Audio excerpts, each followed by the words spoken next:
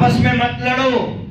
میں نے ہمیشہ کہا ہے کہ امت کو اس وقت نقصان ہوا ہے جب امت کے کچھ بڑے لوگوں نے یا امت کے کچھ افراد نے اپنے مفاد کے لیے، اپنے فائدے کے لیے امت کا سودا کیا ہے اور امت کو نقصان پہنچایا ہے. تو اللہ رب العزت کا غضب غالب آیا ہے اور اللہ نے قوموں کو تباہ کر دیا ہے.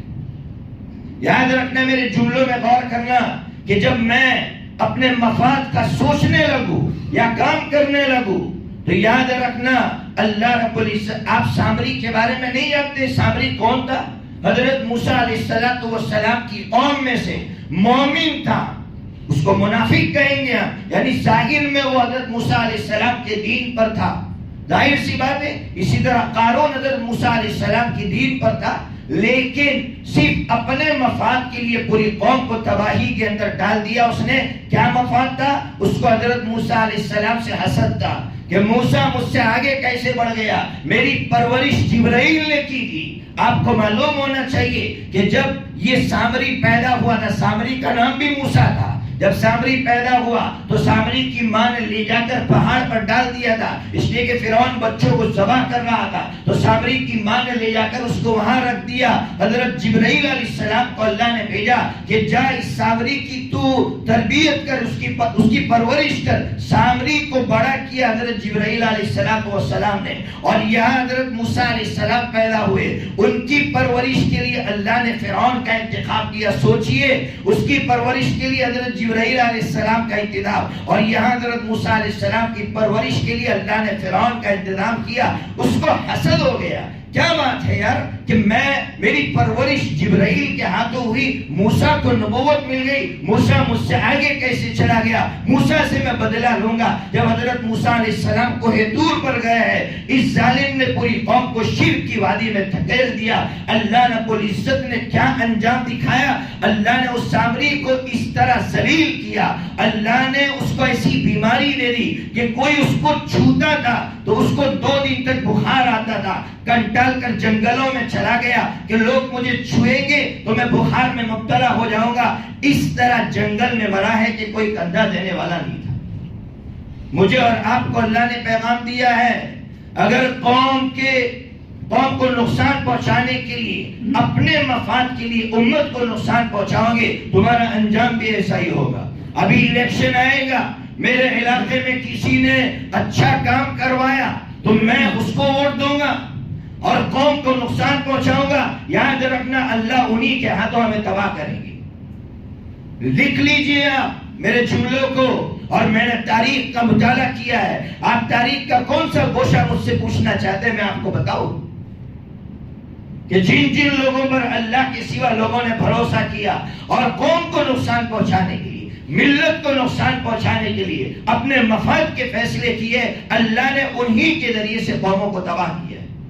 اگر اس وقت کوئی ظالم طاقت ہے تو اس کے خلاف ہمیں متحد ہونا ضروری ہے. یہ مت سوچئے کہ ظالم طاقت کا کوئی فرد ہمارے کام کا ہے. وہ فرد کام کا ہو سکتا ہے، وہ جماعت ہمارے کام کی نہیں ہے. وہ ظالم ہے، دین کے لیے نقصان دہ ہے، انسانیت کے لیے نقصان دہ ہے. تو پھر ہمیں متحد ہونا واجب ہے، فرض ہے. اگر کوئی مفتی ہونے کی حیثیت سے مجھ سے پوچھے گا تو میں کہوں گا کہ آپ کی یہاں کا اگر کوئی فرد نیک صالح بندہ کیوں نہ ہو، لیکن اگر وہ اس جماعت کا فرد ہے جو ظالم ہے اور دین کے لیے نقصان دہ ہے، اس کو ووٹ دینا حرام ہوگا. حرام ہوگا. جس طرح سور کھانا حرام ہے، ہم حرام کا اپنی شہادت غلط جگہ ڈال رہے ہیں، ہم غلط جگہ گواہی دے رہے ہیں. اس لیے امت متحد ہو اور اپنے مفاد کے فیصلے چھوڑے. کیا ہوا؟ کیا نہیں معلوم؟ بغداد میں کیا ہوا؟ بغداد میں خوارزم اور بغداد دونوں بادشاہ آپس میں لڑ رہے ہیں. بغداد کا بادشاہ چنگیز کو لے کر لکھ رہا ہے کہ خوارزم کا بادشاہ، دونوں مسلمان بادشاہ، بغداد کا بادشاہ بھی مسلمان، خوارزم کا بادشاہ بھی مسلمان.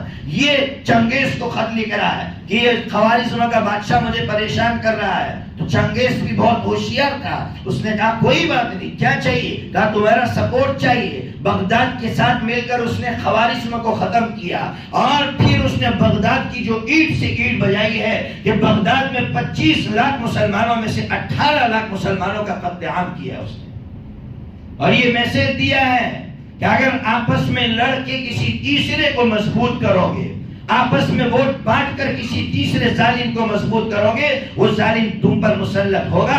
یاد رکھنا، انتظار کرنا، وہ ظالم اس طرح مسلط ہوگا کہ تمہاری بھی اینٹ سے اینٹ بجا دے گا۔ اس لیے کبھی اسپین کو پڑھو، کبھی بغداد کو پڑھو، اسپین کی تاریخ کیا کہہ رہی ہے کہ عرب اور بربر دونوں آپس میں لڑ رہے ہیں، عرب اور بربر دونوں آپس میں لڑ رہے ہیں، دونوں مسلمان تھے، دونوں مسلمان تھے۔ وہاں کے کرسچنوں کو اسپین کی تاریخ مسلمان پڑھتے ہوں گے کہ اسپین کیسا ملک تھا۔ آج بھی قرطبہ کی جامع مسجد، قرطبہ کی جامع مسجد عالی شان مسجد جہاں علامہ قرطبی رحمۃ اللہ علیہ نے بیٹھ کر قرآن کے درس دیے ہیں، آج وہ مسجد ویران پڑی ہے۔ اب جا کر پچھلے سال وہاں پہلی مرتبہ اذان ہوئی ہے، 800 سال کے بعد، کتنے سالوں کے بعد وہاں اللہ کا نام لیا گیا ہے۔ کیوں ایسے حالات آئے وہاں؟ اس لیے وہاں حالات آئے کہ عرب اور بربر آپس میں لڑ رہے تھے۔ عرب نے وہاں کی کرسچنوں سے کہا بربر کو ختم کرنے کے لیے ہمیں سپورٹ کرو، کیا دیں گے؟ زمین دیں گے۔ کرسچن بہت ہوشیار تھے، زمین کے ٹکڑے بھی لیے اور مسلمانوں کا ایک ہی عضو کاٹ کر رکھ دیا، اور ایسے حالات آئے کہ وہاں کا جو بادشاہ تھا ابو عبداللہ وہاں سے بھاگا۔ جب بھاگا تو اس کے سامنے جب شہر نہیں آیا، غرناطہ شہر کو اس نے بسایا تھا، غرناطہ شہر جب اس کو نہیں دکھا تو رونے لگا، تو اس کی ماں ساتھ میں تھی، کہاں عورتوں کی طرح اب رو رہا ہے، جب مردوں کی طرح مقابلہ کرنا تھا اس وقت مقابلہ نہیں کیا تو نے۔ آج اللہ نے وقت دیا ہے، مقابلے کا وقت دیا ہے، اگر نہیں کیا تو کل عورتوں کی طرح ہمیں بھی رونا پڑے گا اور ہماری نسلوں کو بھی رونا پڑے گا۔ اس لیے اپنے مفاد کو چھوڑو، میں اپنے مفاد کے فیصلے کبھی نہیں کروں گا، امت کے لیے میں آگے بڑھوں گا، اور مجھے پیچھے ہٹنے کی ضرورت پیش آئی پیچھے ہٹ جاؤں۔ کریں گے نا بھائی؟ کرو، متحد ہو جاؤ میرے بھائیوں، اللہ کے لیے اس وقت بڑی ضرورت ہے۔